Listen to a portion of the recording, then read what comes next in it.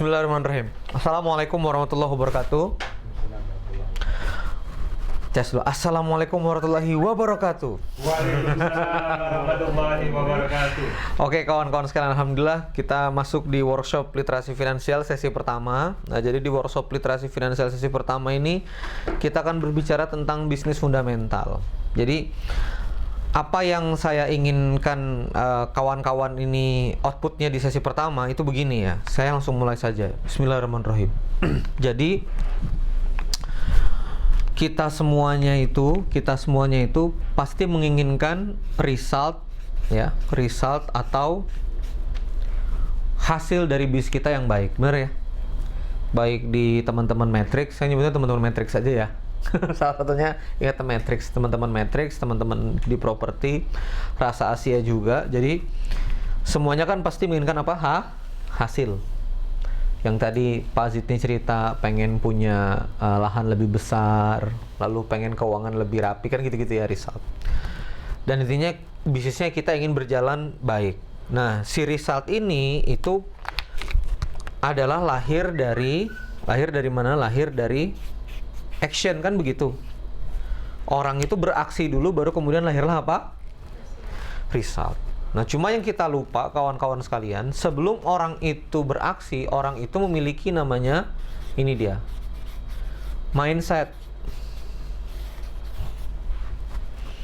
Jadi kan mindset ini, pola pikir ini yang membentuk apa? Action. Lalu action ini yang akan menghasilkan result. Jadi begini, kalau misalnya kita ingin memperbaiki result, itu hal yang fundamental yang harus kita perbaiki dulu adalah cara berpikirnya. Jadi nggak bisa kita mengubah cara perilaku orang sebelum kita mengubah cara berpikirnya. Saya punya klien ya, saya nggak cerita lah. Saya punya klien dulu waktu saya masih awal-awal jadi konsultan bisnis ya. Satu bulan dia bisa sales 2 miliar, 3 miliar. Dari dulu. Saya merasa dia punya masalah di titik mindset bahwa terlalu berani dalam berhutang. Terlalu berani. Terlalu meresikokan banyak hal. Dan pertemuan kedua itu nggak berubah-berubah. Tapi dia mau secara bisnis berubah.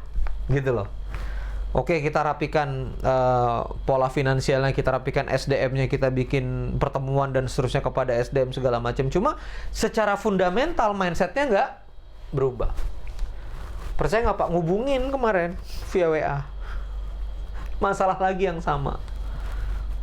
Kang, aku nggak tahu ya, saya udah punya pabrik ini. Oh, luar biasa, Anda melesat, alhamdulillah. Udah ngomong panjang-panjang, Kang, gini, pabrik ini aku mau jual. Aku pusing, Kang, utangnya gede banget, kata dia gitu. Nah, rupanya masalah 4 tahun yang lalu itu nggak berubah-berubah, Pak. Padahal strategi udah tumpah tuh, Pak. Ngerti nggak maksudnya? Kenapa? Karena ada masalah di titik mindset. Nah, begitu juga kenapa kok saya kan ITB-nya DO, Mbak. Saya cerita ya, ITB saya nggak selesai gitu. Teman-teman juga banyak yang tahu lah. Tapi kenapa kok bisa mimpin bisnis, lalu kemudian bikin program edukasi, mungkin Mbak Nur juga udah nonton gitu ya.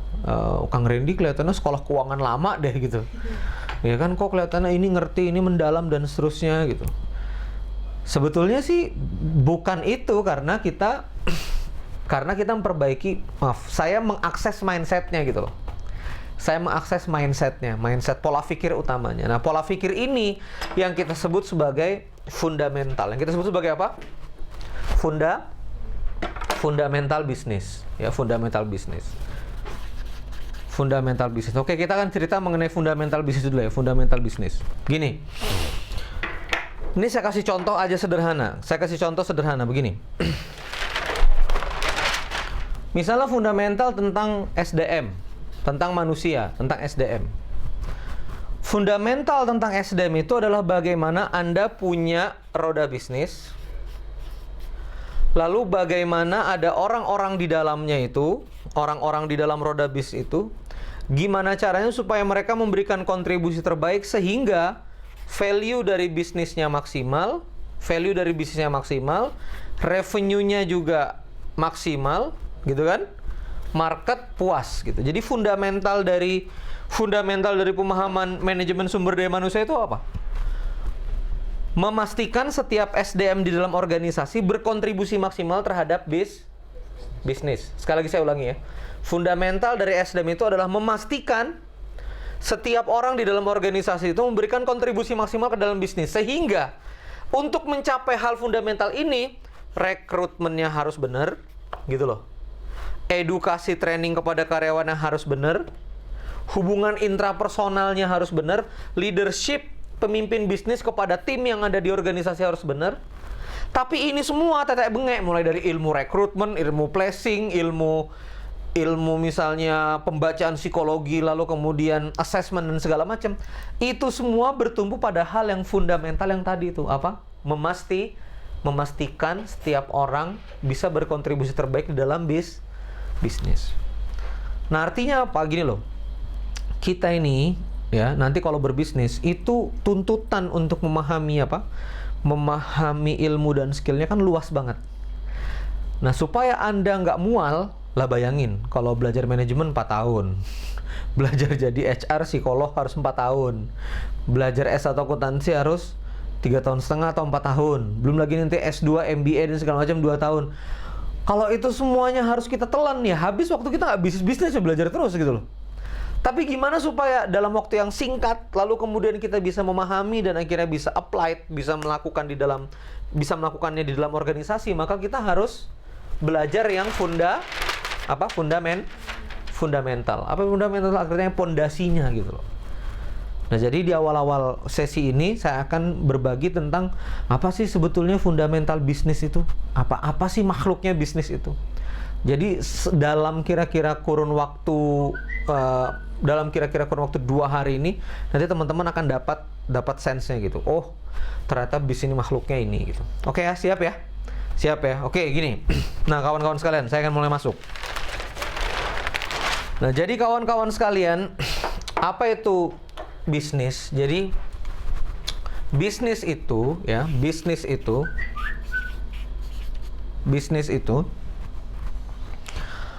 adalah sebuah kerja yang dia harus menghasilkan profit, kan begitu ya?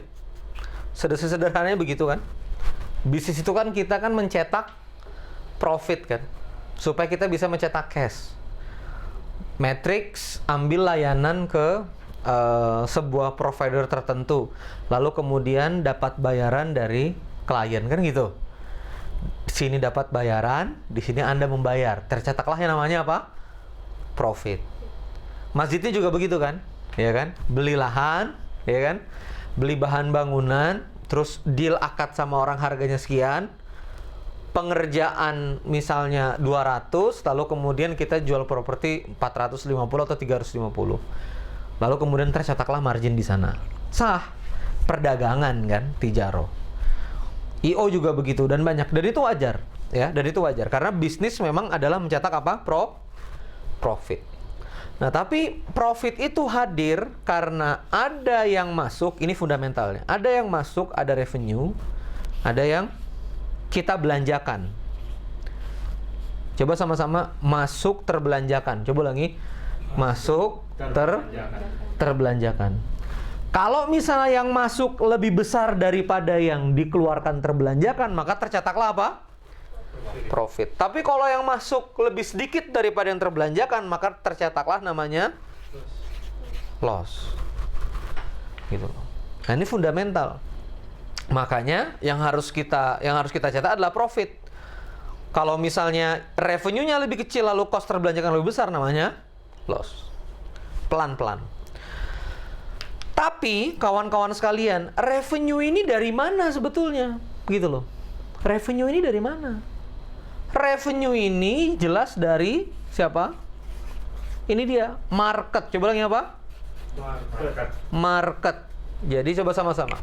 Setiap bisnis pasti ada marketnya. Coba lagi. Setiap bisnis pasti ada marketnya. Oke, kita mencetak profit. Profit supaya revenue atau pemasukan uang ngalir. Uang itu ada di mana? Apakah di bisnis, apakah di market? Di market, gitu loh.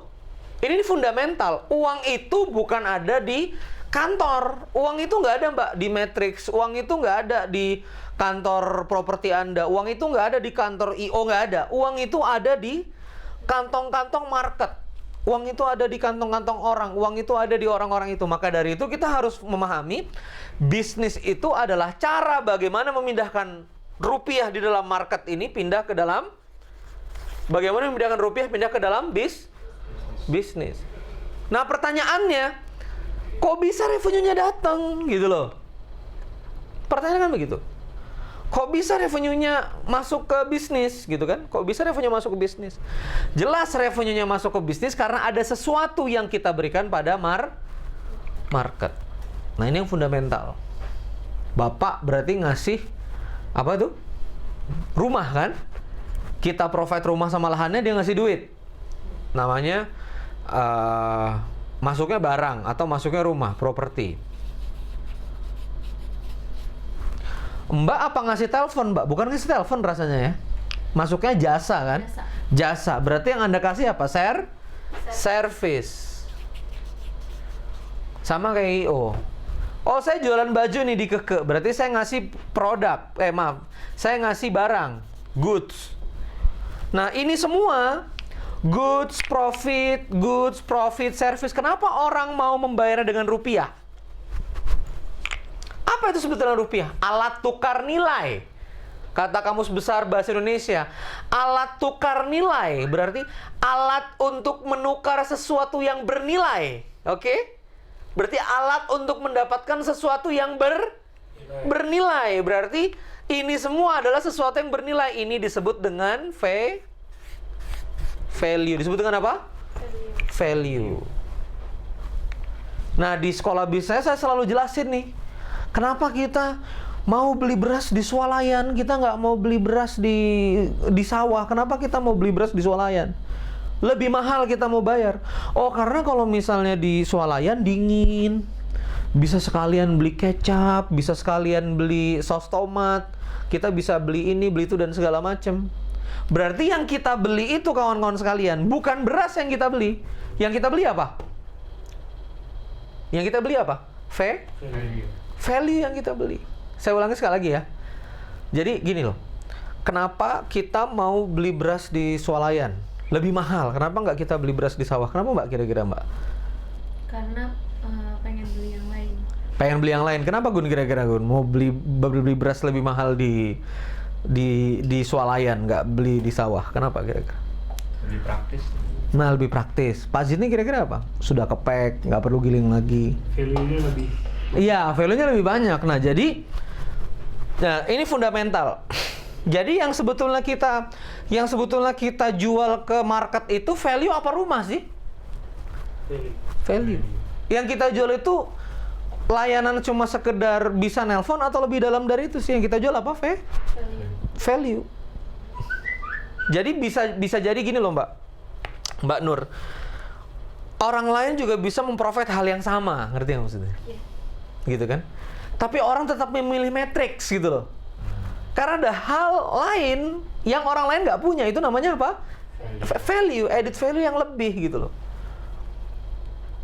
Setiap orang bisa ngajarin bisnis kan, bisa memvideokan gitu loh.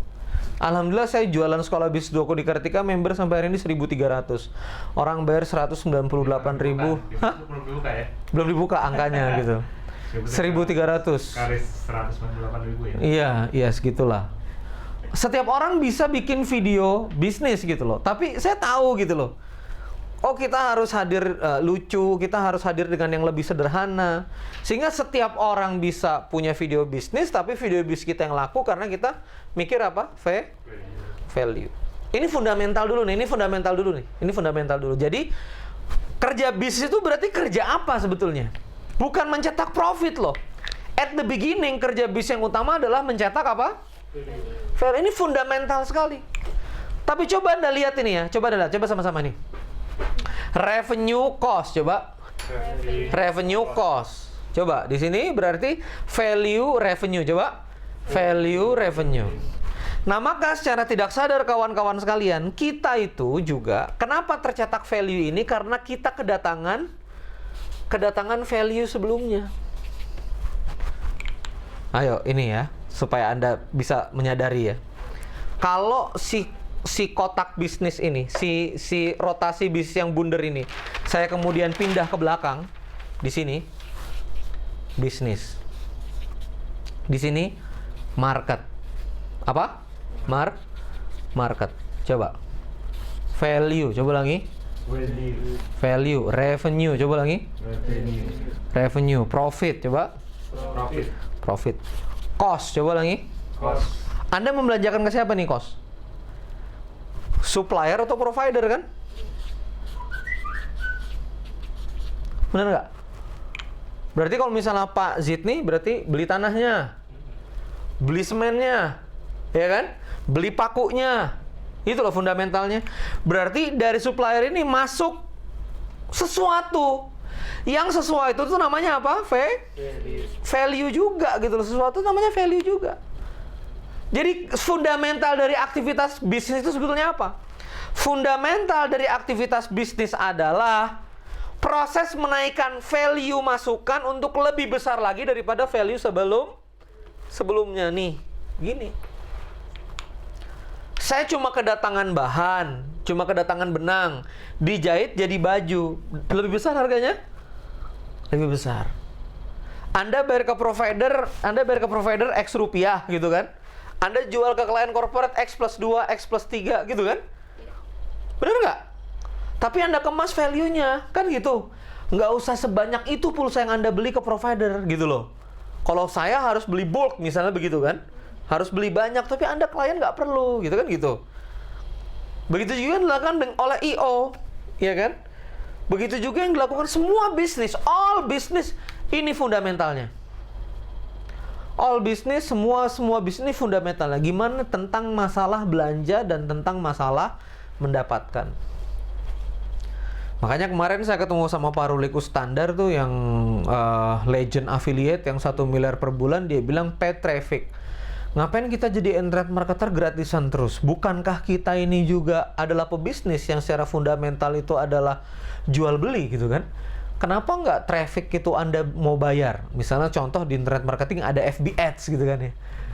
Jadi bagi seorang internet marketer yang juga dia punya bisnis service, sama juga dia. Dia beli FB Ads gitu kan, tapi orang market yang di sini membayari agent gitu. Aku bayarin kamu 1 juta, iklanin kami gitu. Dari 1 juta itu dia cuma belanja 30.000, 60.000 gitu, ngerti nggak maksudnya? Tapi udah kita kasih aja ke agensi uangnya 1 juta. Dia mau belanja cuma 30.000, 40.000, yang penting produknya naik, kita mau bayar. Ngerti nggak maksudnya sebagai market? Tapi dia bayar ke Facebooknya berapa? Cuma 30.000, 40.000. Dia dapat value placement. Nah ini fundamental dulu, karena di sini ini ada semangat dari spirit keuangannya. Apa spirit keuangannya? Revenue yang Anda cetak itu harus lebih besar kan gitu daripada cost, bener nggak? Jadi kan situasi besarannya kan mesti begini, coba. Revenue lebih besar daripada cost, coba. Revenue lebih besar daripada cost, targetnya. Berarti value keluaran, coba ulangi. Value keluaran, value in, value out, coba ulangi. Value in, value out. Value in harus lebih kecil daripada value out. Ya, kebaca ya. Cost harus lebih kecil daripada revenue. Sehingga ini kalau beberapa teman-teman bilang, "Aduh, Randy kalau ngajarin kayak profesor," katanya gitu ya. Tapi Anda sabar aja ya. Coba ini nih, saya belah nih. Coba perhatikan benar-benar. Nih. Angka di bawah, coba ulangi. Angka di bawah Adalah cerminan kejadian di atas, coba. adalah cerminan kejadian di atas. Ayo lama, pelan-pelan. Angka di bawah. Angka di bawah. Ini angka nggak, Mbak? Keuangan, angka nggak penerimaan? Iya. Angka kan? Sales, pemasukan dari klien, bulan ini 150 juta. Angka nggak 150 juta? Iya. Angka. Belanja ke provider, angka nggak? Angka. Tapi layanan servis bentuknya angka nggak? Enggak kan? Bentuknya proses kan?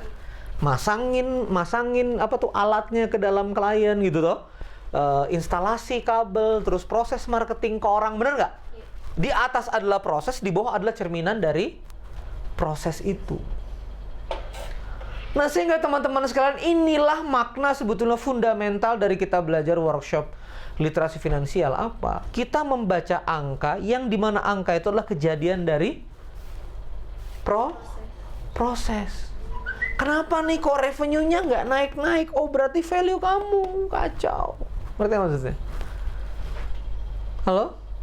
Kenapa kok yang lain jual rumah kok cepet gitu? Kok aku nggak? Berarti cek di sini. Habis saya jual sekolah bisnis Doko di Kartika, ada yang menawarin ke saya sebuah program. Tapi saya nggak tahu ini bakal laku atau nggak, kita belum coba ya. Tapi dia ngasih ke saya tentang platform digital ensiklopedia fikih. Jadi bayar 200.000, Anda punya layanan fikih gitu, untuk nanya apa saja.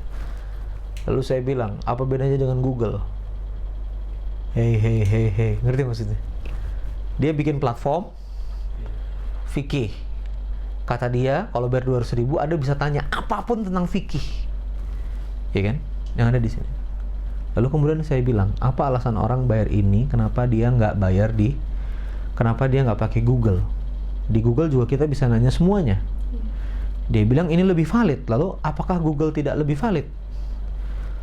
Tinggal dia pilih saja kan pemahaman fikih yang mana yang dia mau akses gitu. Apa alasan orang mau membayar 200.000 untuk sekedar ensiklopedia fikih gitu? Ngerti nggak maksudnya? Ayolah Kang, bantu dulu promo Kang, soalnya ini aku cash flow lagi berat. Nah itu lihat. Coba ya. Ayo Kang, bantu aku karena aku cash flow sedang berat. Gitu kan? Kenapa cash flow berat? Karena memang yang dia jual itu susah untuk ngangkat value. Saya pernah ikut seminar short course bisnis 8 pertemuan, 3.500.000, 4.500.000. Saya pernah ikut juga coaching bisnis 2 tahun, 150 juta. Kita pertemuan sejam, kadang sejam setengah, kadang 2 jam, kadang 3 jam. Lalu saya buat pecahan video saya, kita jual 198.000, ngerti nggak maksudnya?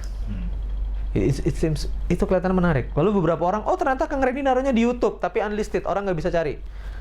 Tapi kalau link itu kemudian dikasih ke orang lain bisa nonton. Oh berarti orang lain nggak ada urgensi untuk beli dong. Karena kalau misalnya orangnya itu bagi-bagi link, orang juga bisa nonton. Oke, pertanyaannya, video dan link yang aku akan berikan itu berseri, Senin, Rabu, Jumat, Senin, Rabu, Jumat. Kalau kamu mau bagi terus ya, kamu harus bagi terus-terusan karena platform saya update, ngerti maksudnya? Ketimbang nggak dapat update-nya bayar aja, ngerti maksudnya? Sehingga orang ada alasan bayar gitu loh, ngerti nggak maksudnya? Karena yang saya jual bukan video sebetulnya, yang saya jual layanan edukasi berseri, gitu loh. Nah itu harus kita pikirin. Jadi kawan-kawan sekalian, yang angka di bawah, coba ulangi, angka di bawah itu adalah cerminan proses di atas gitu loh. Loh, ini kok aneh ya? Revenue-nya misalnya 150. Kok cost-nya tinggi banget 200. Ngerti nggak maksudnya? Kok kita rugi terus padahal ini keluarnya cuma 150. Maka cek di atas ini value in. Coba lagi. Value in, value masukan. Coba lagi. Value masukan, cek nilai masukannya. Ini kan berarti ini 150, ini 200. Berarti kita yakini apa? 150 cerminan value out. Cerminan apa? Value out. Oh, berarti di sini nilainya 150. Kok di sini value-nya nilainya 200? Kita lihat. Oh, ternyata si 200 ini terjadi karena apa? Ada kita menggaji karyawan yang nggak ada kontribusinya. Ngerti maksudnya? Kita menggaji karyawan yang nggak ada kontribusinya, dia nggak ada kontribusi kemana-mana, terus kita keluar uang terus. Akhirnya nilainya jadi bengkak, jadi berapa? 200. Nah ini fundamental banget. Anda mau bisnis apa aja, mau diputar-putar kemana, sebut every single bisnis apapun, pasti dia polanya begini. Ada terima duit, ada belanja. Coba ulangi. Ada terima duit, ada belanja. Makanya kan bisnis itu jual beli. Maksudnya begini, bis itu jual beli. Orang-orang memahaminya kadang-kadang begitu kan. Saya memahaminya berbeda. Bisnis itu kita menjual dan membeli sesuatu. Ngerti nggak maksudnya? Halo? Bisnis properti itu Anda menjual rumah dan membeli semen dan tanah. Ngerti nggak maksudnya? Oke? Bisnis jasa itu adalah Anda menjual layanan dan Anda membeli pulsa atau membeli layanan juga gitu. Bisnis baju adalah Anda menjual baju dan juga membeli kain. Makanya bisnis itu adalah jual, beli. Paham ini? Paham nggak ini? Ini gimana? Sorot matanya paham nggak ya? Paham ya? Nggak, ini fundamental gitu. Coba Mas. Kenapa bukan beli terus jual? Iya, karena kan orang kan menulisnya jual beli kan, ya. Orang menulisnya jual beli kan, ya makanya beli jual itu yang benar gitu kan. Bis itu fondasinya adalah beli, kemudian jual, beli kemudian jual gitu. Kita kan dulu memahami adalah jual beli itu kan jual, ada orang membeli, ya itu boleh-boleh aja sih gitu. Cuma sih memahaminya berbeda gitu. Secara fundamental urusan bis itu adalah ilmu tentang menjual dan ilmu tentang berbelanja. Ini Anda cek pelatihan marketing dan selling. It's a lot of type pelatihan marketing dan selling serta turunannya. Di service marketing, pelatihan marketing, selling sampai NLP. Why para pebisnis banyak belajar NLP? Supaya orang ngerti kan isi di dalam kepala manusia dan bagaimana manusia itu bergerak, dia tahu gitu loh. How to influence people, itu all about selling, all about marketing. Bener nggak? Kita itu hari ini sorry aku dendam dikit ya. Kita itu hari ini tuh belajar sisi kanan. Belajar sisi apa? Kanan. Sisi kanan ini nih. Gimana cara develop produk, gimana cara kita dapatin revenue. Tapi kenapa bisnis itu semuanya crack? Karena jarang belajar sisi kiri. Apa belajar sisi kiri? Keterampilan berbelanja, ngerti nggak maksudnya? Keterampilan setelah uang datang kayak apa? Keterampilan setelah profit datang nyimpennya kayak apa? Keterampilan untuk mendapatkan supplier terbaik, semen terbaik, paku terbaik, tanah terbaik. Ngerti nggak maksudnya? Mulai dapat insight. Keterampilan tentang menjaga efisiensi cost perusahaan. Nggak penting-penting sewa kantor segede-gede megaloman gitu, ngerti maksudnya? Padahal Anda bisa pakai 2 kali 3 juga udah beres gitu. Nggak penting-penting Anda pakai karyawan 30 orang, padahal Anda pakai 3 orang, kadang-kadang udah udah solve masalah itu. Anda bikin kantor Anda seperti apa? Seperti playground di mana banyak orang duduk terus main Facebook. Iya, pas itu ya. Kenapa sih bisa pas itu ini? Kayaknya mungkin bisnis temen ya, bukan bisnis pas itu ya. Merasakan. Oke, coba sama-sama sehingga bisnis adalah ilmu tentang berbelanja dan berjualan. Coba lagi. Bisnis adalah ilmu tentang berbelanja dan berjualan. You should have the two prime skill. Skill utama itu di dalam bisnis adalah bagaimana Anda berbelanja, bagaimana Anda berjualan. Nah, ini yang di properti udah otaknya udah kemana-mana nih. Wah, kelihatannya di belanjanya deh nih. Nah, oke. Saya ingin masuk ya. Maka dari berbelanja dan berjualan itu, kalau kita berbicara tentang perjalanan bisnis ya kawan-kawan sekalian, ada 3 fundamental yang harus terjadi. Yang pertama adalah transaksinya terjadi. Coba lagi. Transaksinya terjadi. Lalu yang kedua, terus-menerus. Apa? Terus-menerus. Dan yang ketiga adalah membesar. Coba lagi. Dan yang ketiga adalah membesar.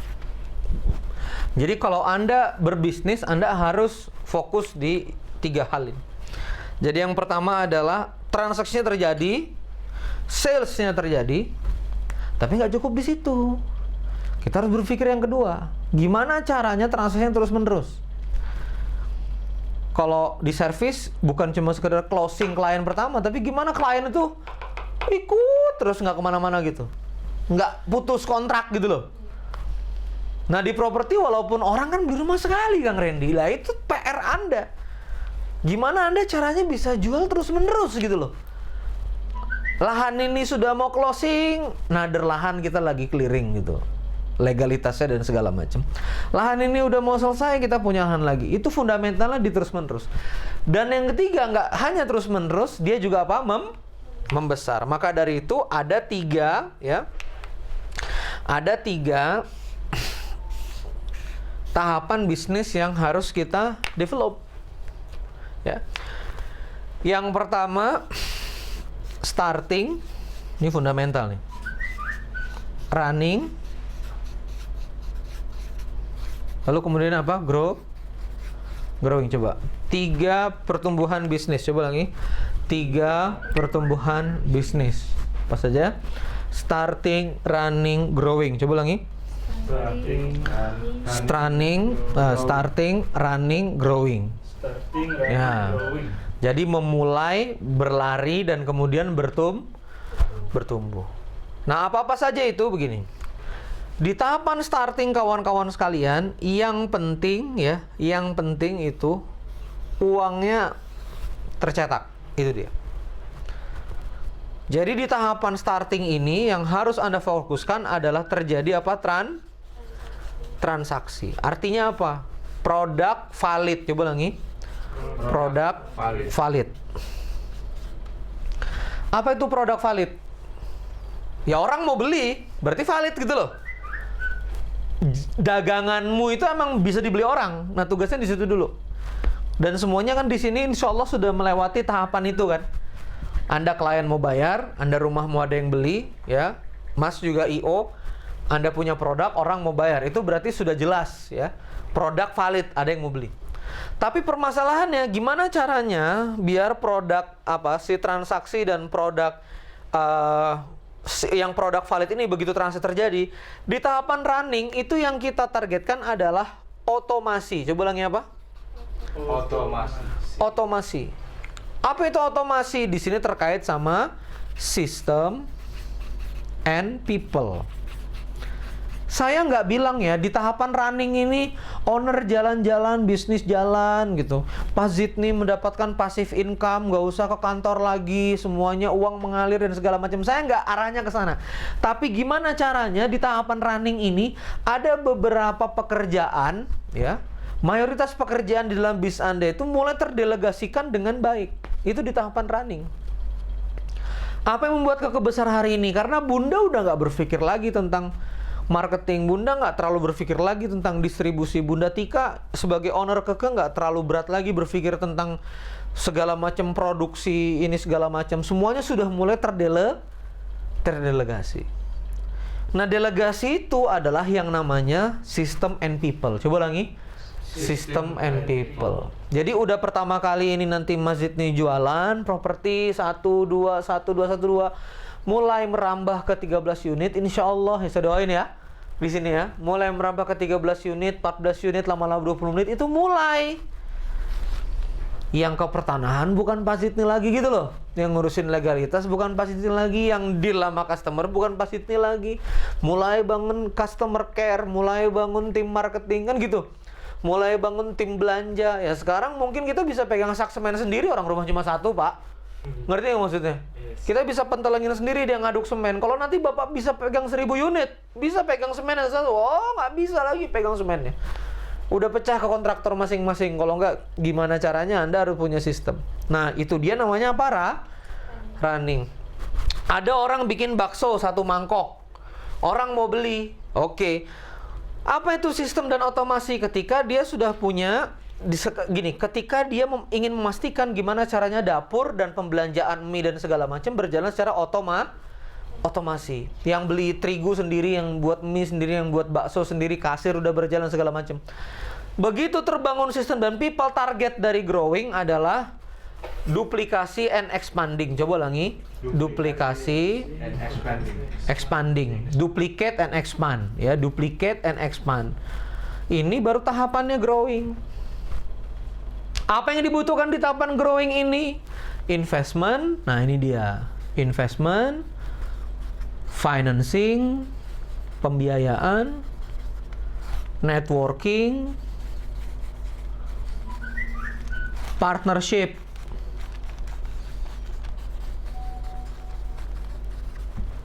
Perhatiin.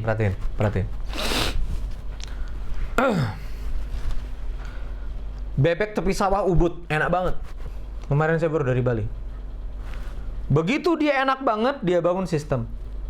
Begitu dia bangun sistem, dia buka, akhirnya buka di Citos. Kenapa bisa buka di Citos dan bisa buka di beberapa tempat? Franchise. Apa itu berarti? Partnership. Dalam partnership itu ada financing, uang orang, gitu kan? Ada expanding. Tapi sebelum bebek tepi sawah itu bisa buka cabang di mana-mana, yang dibangun apa dulu tuh? System System and people. Jadi ini fundamentalnya. Bikin produk dulu, kelar bikin produk dan produk yang valid, sistemasi. Kelar sistemasi, udah oke, baru expand and duplicate. Matriks pertumbuhannya gimana? Oke, ini udah valid, produknya udah bagus, lebih murah. Pak Farid kalau cerita sama saya tuh berapi-api banget tuh. Kalau Anda nggak pakai saya tuh bayar telepon bisa 1.500.000. Kalau pakai produk Anda nih Ren, gitu. 600 Ren, kita bisa pakai hematan, bener ya?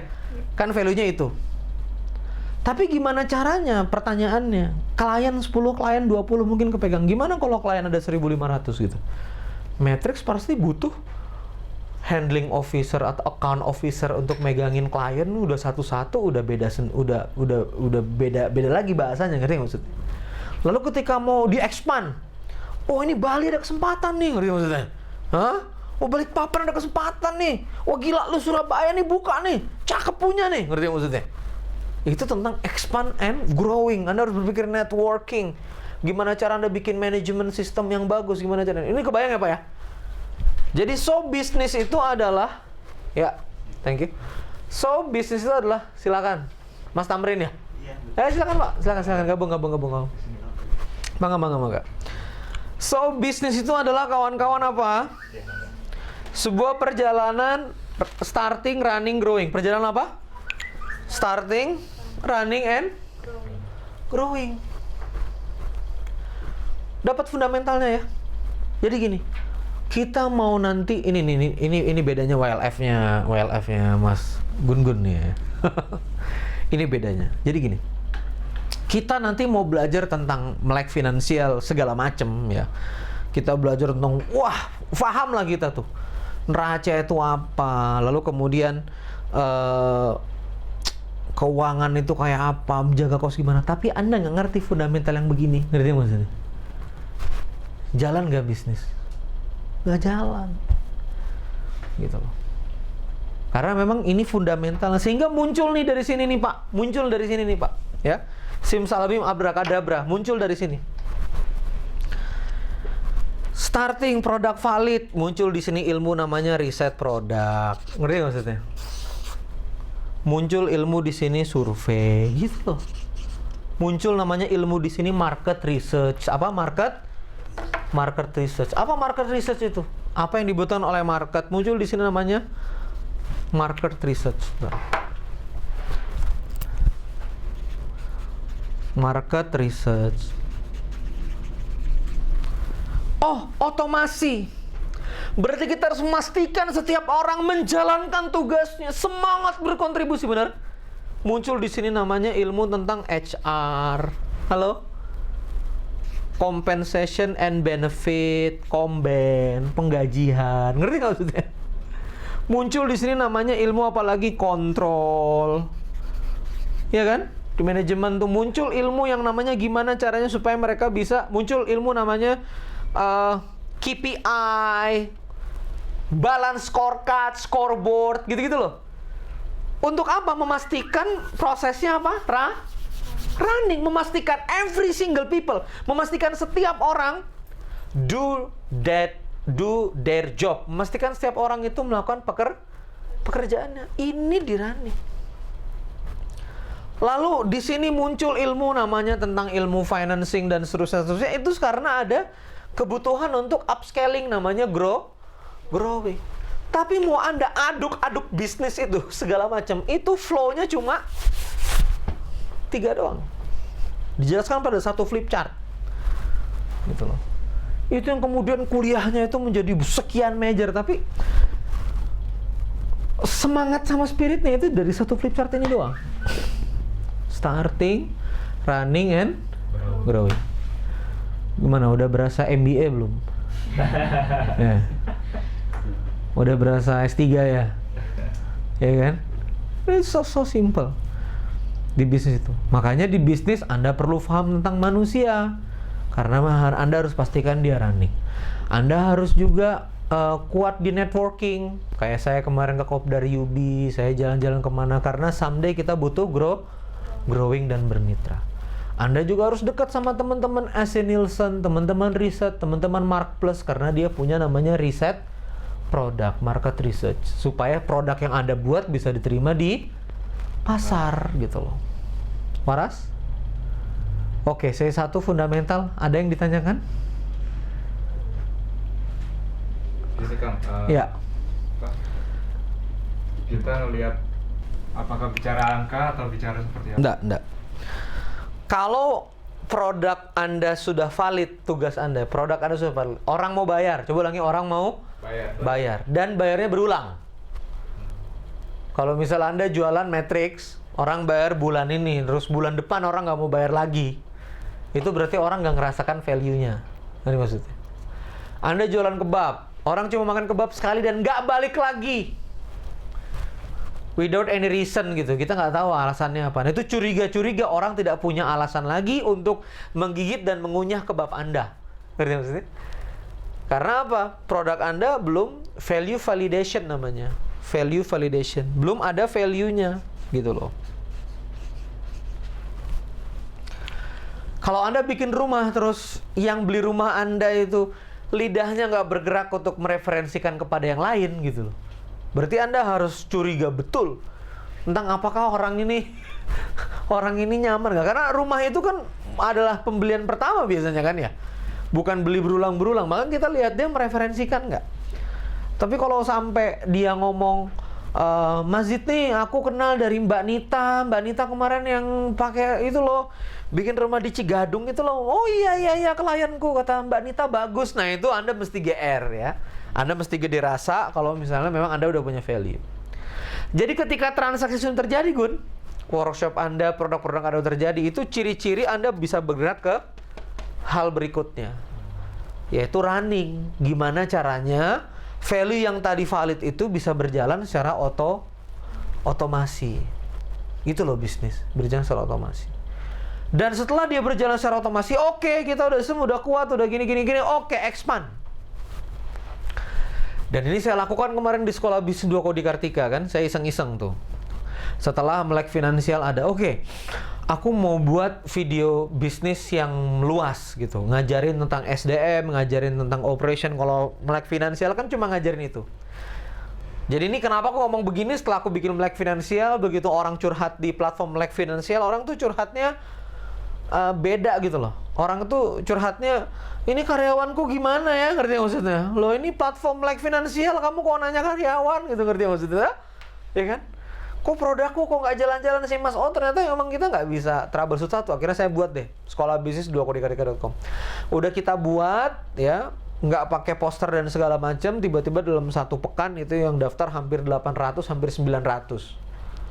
Pusing banget kita. Apa sistem saya nggak siap, ngerti maksudnya?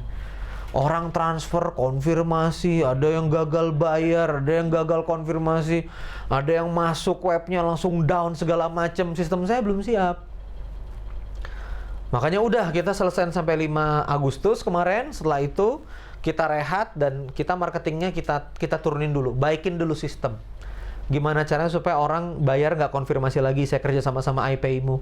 Gimana caranya affiliate jualan bisa terdetek. Jadi affiliate itu tim reseller yang jualan dan mereka dapat komisi. Itu kita rapiin semua sistemnya. Sistemnya siap dulu, baru siap untuk expanding. Baru kita mikir nih, kita mau kerja sama-sama siapa, kita mau develop marketingnya sama siapa. Baru kita berpikir expanding setelah sistemnya siap gitu. Begitu ya Gun. Jadi ukurannya adalah KPI yang tadi, indikator-indikator yang tadi. Kalau dia sudah tertransaksikan berarti sudah masuk starting. Kalau bisa berjalan otomasi, apa ciri-ciri otomasi itu? Ya Anda tinggal kemana-mana, itu dia masih bisa muter gitu loh, masih bisa jalan. Tapi kalau Anda tinggal, Pak, klien kalau nggak ada Bapak nggak mau, gitu kan. Kalau nggak ada Pak Haji nggak mau bayar klien. Kalau nggak sama Pak Farid nggak mau closing, nah itu udah ciri-ciri. Berarti masih harus bangun sistem. Gimana caranya tim marketing yang datang bisa diterima sama orang gitu. Karena kalau Matrix mau meluas kan kita berbicara Jawa ya, itu kan setiap corporate bisa pakai layanan itu gitu. Ini bagus banget ininya. Gurih banget itu. Naruh alat gitu kan. Bisa pakai itu. Solusi. Iya, solusi gitu loh. Dari pain. Oke ya. Ya. kalau Pak Zidni nanti udah punya sekian puluh unit haji 40 hari misalnya, atau haji 25 hari, operation bisa jalan. Transaksi penjualan gitu-gitu loh. Tim marketing, dealing akad ke penjual atau dengan pihak ketiga, ini bisa jalan loh Pak Zidni. Anda lagi haji nih, haji plus 25 hari insya Allah ya, di jalan. Nah. Tapi kalau Anda haji plus ini tutup, ngerti nggak maksudnya? Aduh, nggak ada Pak Zidni, kita nggak bisa nih, nggak ada yang signing, nggak ada yang nggak ada yang anu, pokoknya off 25 hari. Nanti ciri-ciri Anda belum masuk di sistemasi, belum masuk di running.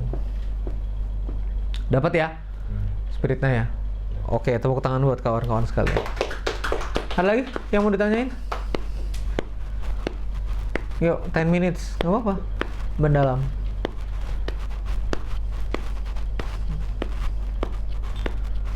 Pak Zidni, ada? Belum ada ya? Oke, kalau belum ada, kita break 10 menit ya, supaya nanti pas jam 10 kita mulai. Ini ada, sudah disediakan dari tadi ya. Terima kasih, kita tutup dulu sesi pertama. Wassalamualaikum warahmatullahi wabarakatuh.